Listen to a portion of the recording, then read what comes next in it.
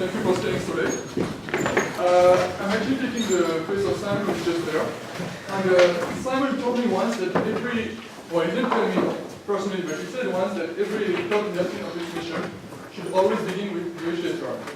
So this is Dirichlet's theorem, which tells you that basically, so for any irrational and for any real number, you can always find a rational approximation of this irrational by this quantity which is there, 1 over little q and bq, and such that you can always find a bound for the denominator by your given number bq.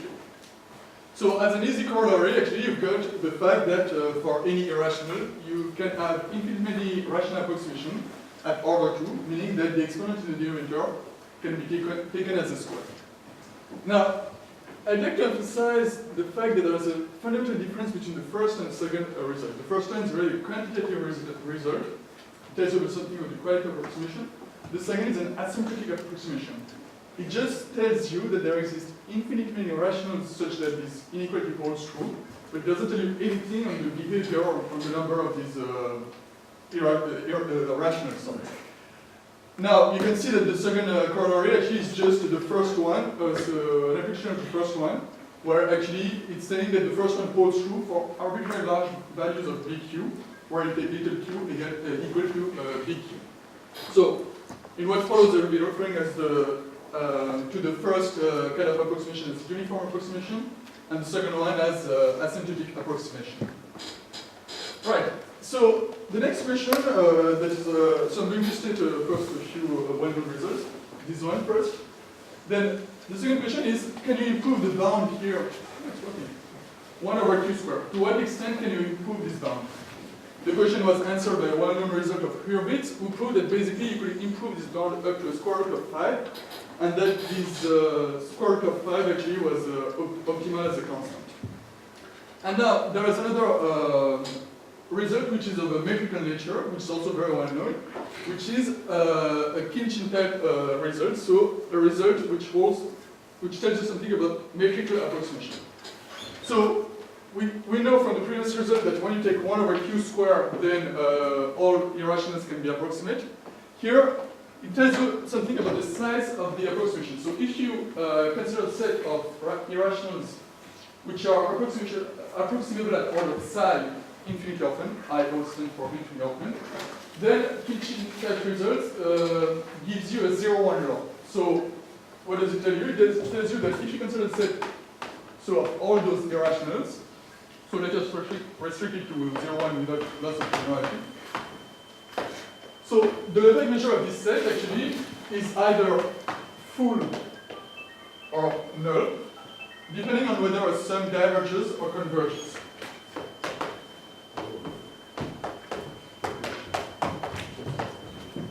Okay, so it's full if the sum diverges, and it's 0 if the sum converges.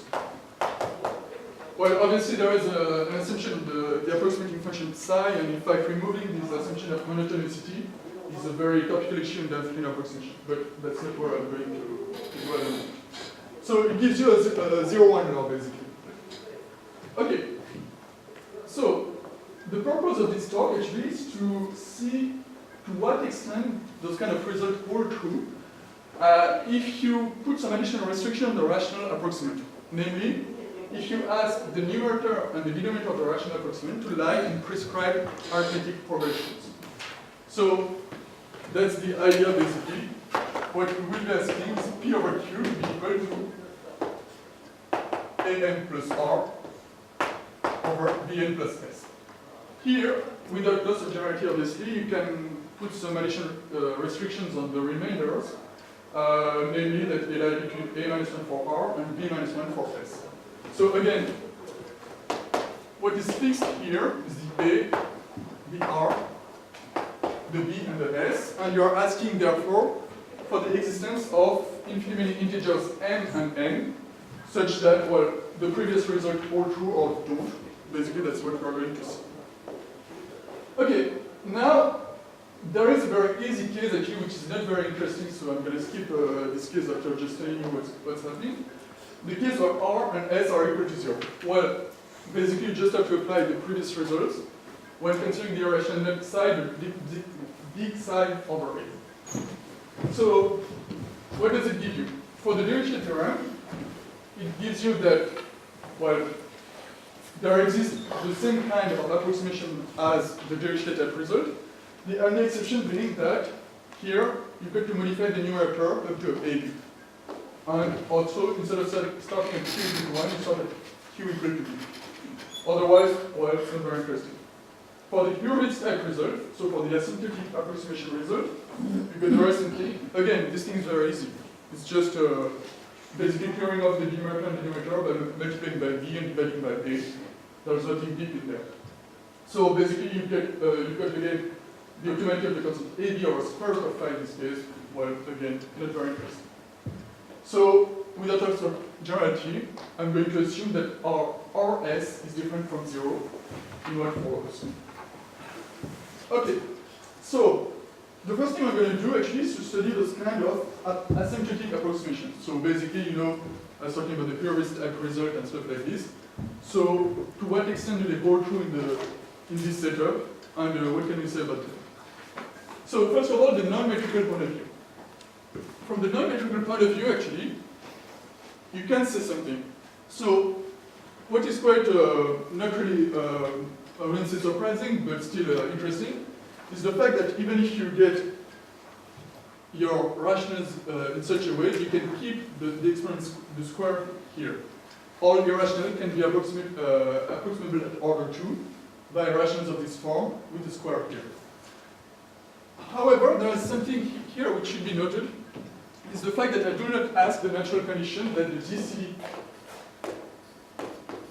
of AN plus R and BN plus S, okay, I cannot always ask this thing to be equal to 1, which would mean that the fraction is irreducible.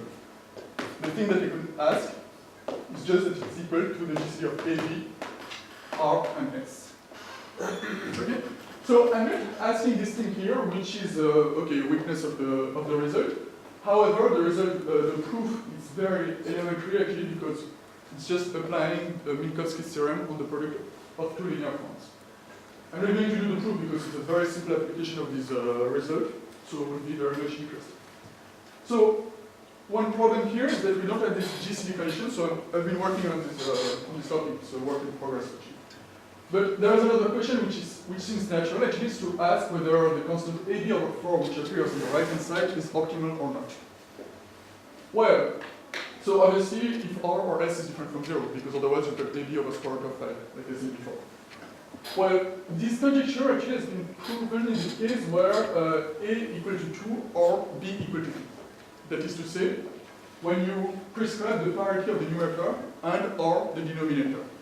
Okay? Otherwise, it's not known. I would reckon it's true, but anyway, I haven't got any proof at the moment. Now, what we like to do actually is to show that even with a result weak as it may be like this, because we don't have any irreducibility, it's important, by the way, because if you don't have the irreducibility, there's no reason why, when simplifying the fraction, you lie in the very same arithmetic progressions. So the condition is important. However, I'd like to give an application of this result, actually, to some estimate of trigonometrical functions. So, I think that it's quite well known that the set of points of exclusion of the sine function is equal to -1. The proof is so simple that I can just write in a few sentences. Because pi is irrational, it's well known that this subgroup of R is dense. It's a very easy exercise to show that this implies that if you restrict basically the second term, then you get something which is dense in R plus. And because the sine function is continuous, you just get by applying the sine to this thing, that what you get is dense in the image of the sine function, which is -1. So again, it's very simple. However, Hartmann asked the following question. Now, okay, the set of point of exclusion of the sine function is -1, but what about if you take the nth power of the sine, actually? Well, you know, sine n is something between -1 and 1 in one strict less than 1 absolute value. If you take the nth power, you get something which you would expect to be close to 0. But in fact, it's quite surprising that the limit under consideration is again equal to -1 actually. You've got the corresponding result for the limit sum, which is equal to 1, and the same result for the cos in the same. Okay, well, I was told that in any talk there should be at least one proof, because this one is not difficult, I'm going to do it. So, the proof actually just relies on the previous result actually, which I'm going to use with pi over 2, which is obviously irrationals. So, you can approximate pi over 2 by fraction Cn over Dn, where Dn will be converted to 3 modulo 4, and Cn will be asked to be pi. So, what can we do with that? In particular, so if you rewrite it, because the approximation is less than 2 over Dn, it's a big O of 1 over Dn, obviously. And because Cn over Dn tends to pi over 2, it's also a big O of 1 over Cn. So no big deal so far.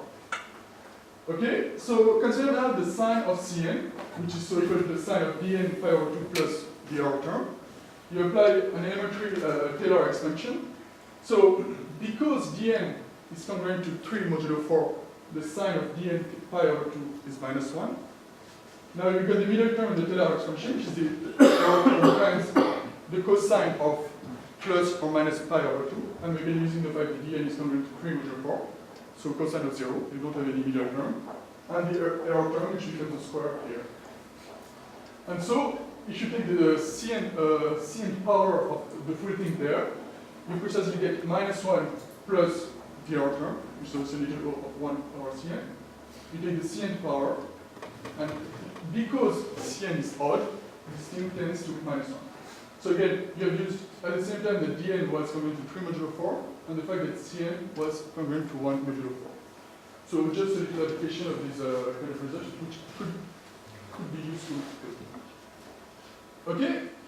So, that was so far from a non-metrical point of view.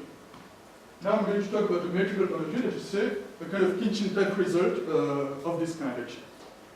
So, there won't be, I think, much surprise if I was to tell you that a Kinchin type result holds true in this case also. The very same condition is required, so the monotonicity condition, and in fact, you get the same sum which has to diverge or to converge. However, here, you can ask furthermore the natural condition that I mentioned here. They said the irreducibility, or at least the most you can get of irreducibility of this function. Okay, maybe I should say a little word here, because, okay, the two results are very similar. However, the proofs are completely different, actually. Because I'm talking to specialists for a few seconds now.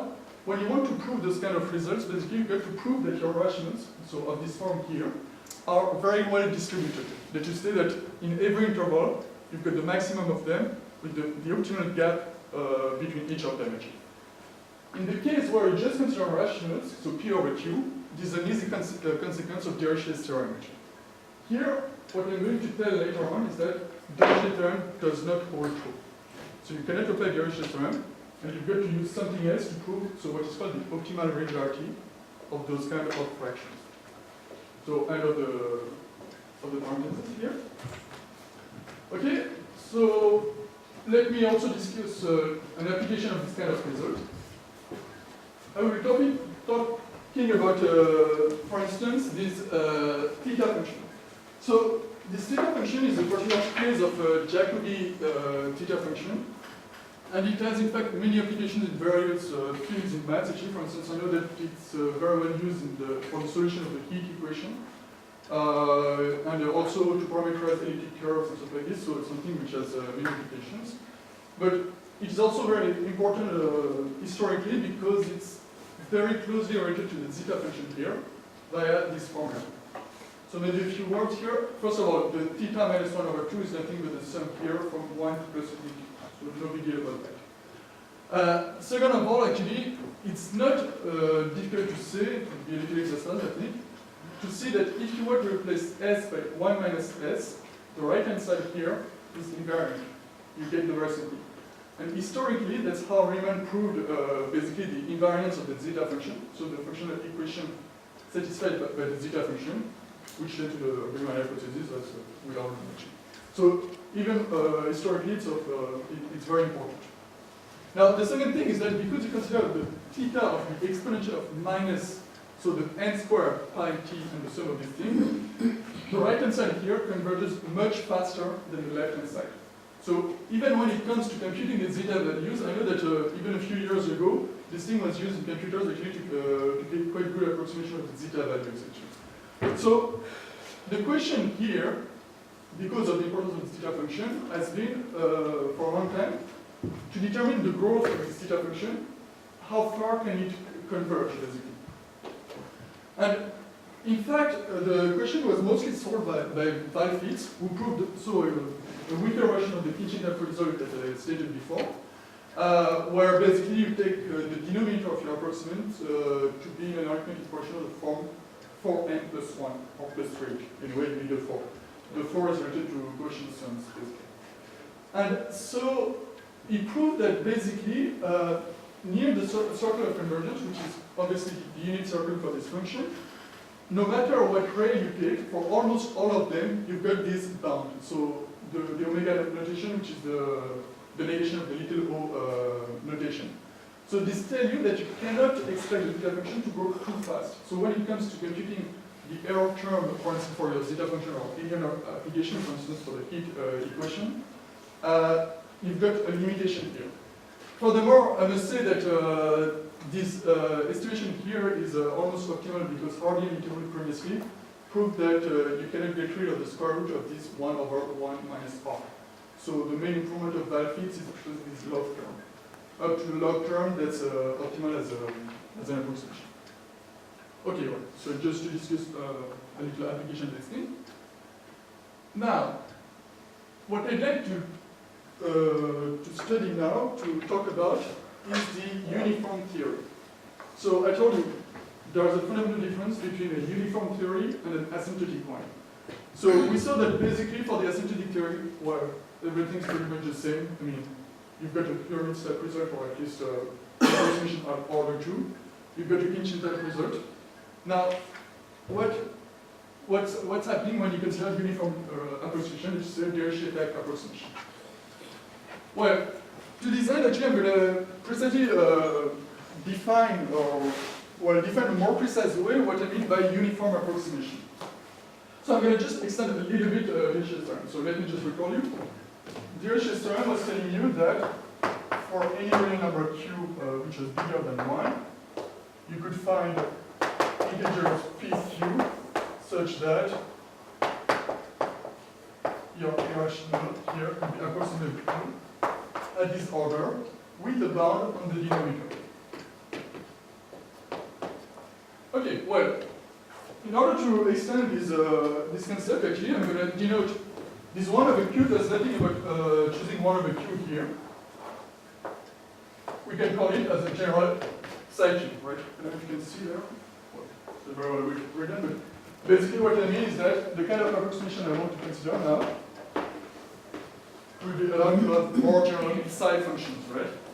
So I will be staying in the concept of A, B, or S approximation, so with these arithmetical constraints.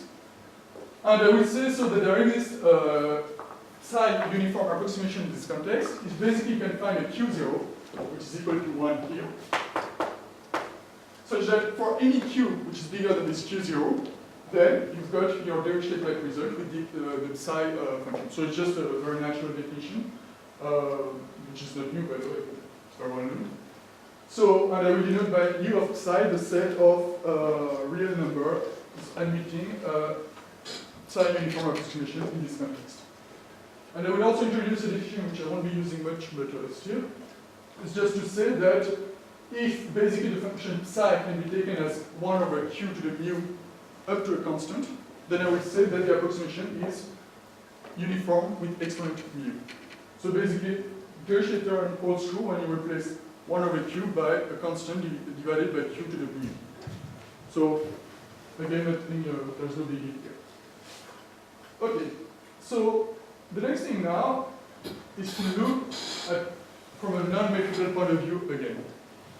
So you take an irrational psi, you consider a function psi, and you're asking when does a uniform approximation in this in this context holds true. Well, there is actually a necessary and sufficient condition. I'm not going to give it to you because it's very technical. It depends on the continued fraction expansion of psi. It's so hideous that I wouldn't dare to give it to you today. So just believe me that we can characterize those real numbers. However, what is interesting is that the set of value approximate numbers actually do satisfy a directional result, at least up to a constant. So what I'm saying here is that the set val is contained, so with my previous notations.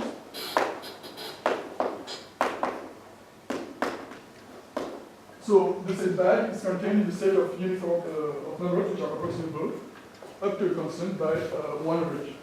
Now you need to allow this extra constant as soon as r or s is different from 0, which I assume.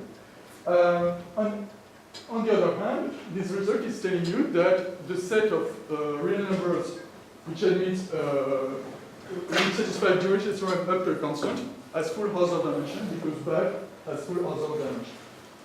Now, okay, so that's from the non-metrical point of view. Now, more interestingly, actually, would be the metrical point of view, because here we recover a pinching type result, but in the context of uniform approximation. So that's something which seems to be very new, and you should pay attention to the kind of functions here, the sums we consider. So, again, you consider function psi, which do satisfy again some assumptions of monotonicity. The assumptions here are not given full generalities just to keep things simple. So basically, you can consider the function psi of the form 1 over q, 1 over q to the 1 minus epsilon, or log q over q. All those functions fall under the assumptions of this theorem. So the result tells you that, again, the set u of psi, so let me just restrict again to 0, 1,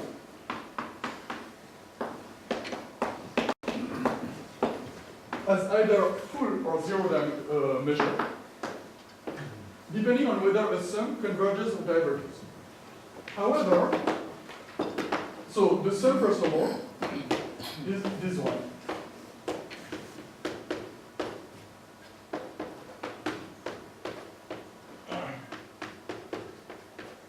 So again, a little difference here, which is very well explainable, but still you've got the square which accompanies your function instead of a q.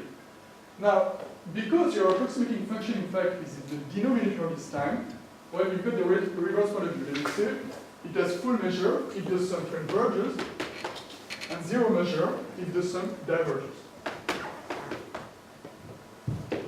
So that would be pretty much the main difference between a classical pinching type result.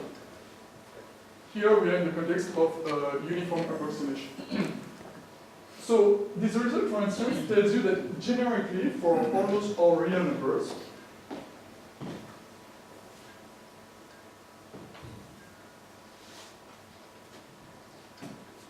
well, so the Dirichlet statement doesn't hold true in the sense that you cannot take psi of q even up to a constant like c of q if you want a uniform result for almost all real numbers. Obviously, if r or s is different from 0.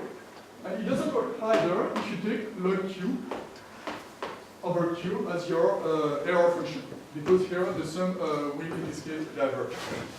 On the other hand, for almost all real numbers, and for any epsilon which is strictly positive, if you consider this set here, well, in this case, it will have full measure. So it's quite subtle because basically the approximating function here comes into the denominator. You get some results which are a little bit different from the classical pinching type result. So that's what I said. Even if you allow an extra log q instead of a constant in the numerator, you get a zero measure. But if you were to allow something which is just a bit more a bit bigger, then you get full measure. So 24, I think I've got enough time. 5 minutes should be enough for the application here. So I'd like to give an application, I won't justify much because well, there will be a lot of pictures that should be enough anyway. About this question that Polya asked in the 70s. So how thick must be the trunks of the trees in a regularly spaced orchard row if they have to block completely the view from the center? So I guess that there should be some people who don't know what orchard means, so I found on Google Translate the Russian equivalent. I was told that it was the actual word, so a garden of food, basically. So this problem actually was basically, let us just formalize this problem. So assume that you've got your orchard is precisely this kind of triangle, because the depth equal to the cube which is there. You plant a tree at each point of a lattice AZ times cross BSD. So on the right, all the trees have the same radius, R. Well, the geometrical interpretation of Dirichlet's theorem in this context is just telling you that if all the trees have a radius AB over Q, then no matter what the line of sight is, so you've got an observer here at the origin, he's trying to look at the horizon, no matter in what direction he looks at, he will never be able to see the horizon. So that's the geometrical interpretation of the Dirichlet's theorem. There's not much here. In fact, it's enough to write down the equations, the inequalities to see it. So now here, the difference that instead of working with lattices, we're working with pseudo-lattices. Let's say you take a lattice and you translate with the R in the numerator, for instance, and S in the denominator. So you're working with pseudo-lattices here. And so you consider the very same setup basically, and you've got to assume obviously that R is 3.0 for what images. So the interpretation of this Kinchin type result here is that, okay, an observer looks at the horizon in a direction y equal to psi x. So for almost all directions, if you take the radius of the trees are as, for instance, log q 1 to the epsilon over q, then for almost all directions of sight, you will never be able to see the horizon. On the other hand, if you were to take log q over q, then there will be arbitrarily large values of q such that in a given direction like this, generically, you will be able to see the horizon. Well, I think I'm going to stop here, so thank you for your attention. Thank you for the talk. Are there any questions? Is there any connection with so-called view obstruction problem? It is by using sham. I have no idea what it is. The view obstruction. Yeah. Sorry, yeah, but that's precisely the formulation of the orchard problem. Sorry, I got the U. So, no, in fact, it's a problem which is very much important in computer science. I know that those kind of results are very much used in computer science. I have no idea how, but it's just Michel Bachelin who told me this. But yeah, there is a connection for sure. It's just a way to represent this kind of obstruction problem from a kind of geometrical point of view. Yeah? Have you ever thought about generalization to simultaneous approximation? I mean, the theory in the first form, which concerns asymptotic approximation, if you allow one denominator, so one sequence in the denominator, and let's say n sequence for numerator, and n points to be approximated, they're analogon? Well, there will be actually, but well, from the proof I use, actually, we actually use the Minkowski theorem not on the product of two linear forms, but on the product of n linear forms. Exactly, yeah. And in this case, the optimality of the constant is still conjecture. We don't know whether it holds true for the optimality of the constant. But you get the exponent, 1 plus 1 over n. Ah, yeah, you can get the exponent here, but for the constant, it's before. It's open. Okay. Yeah. For the uniform problem, Yeah. the measurable result, Yeah. you have the null sets. Yeah. Can you distinguish between them? So can you get a half Positive dimension? Well, yes, this is going to apply the mass transfer principle in this case. Can you notice? These are not in subsets. Oh, yeah, you're right. Well, in this case, I can't get you. On the other hand, yeah, you're right, indeed, because the Kinchin type result has obviously very simple translation in terms of positive dimension. But the uniform result is. For the uniform, no, I don't know actually. No, actually, it doesn't make. No, I'm thinking, because in Dirichlet theorem, if instead of 1 over q you take 1 over 2q, then your psi has to be a rational number. Kinchin proved that. So I don't know the answer I mentioned. Well, the set would be empty actually. So yeah, that's all the problem. Other questions? So, no press time to speak again.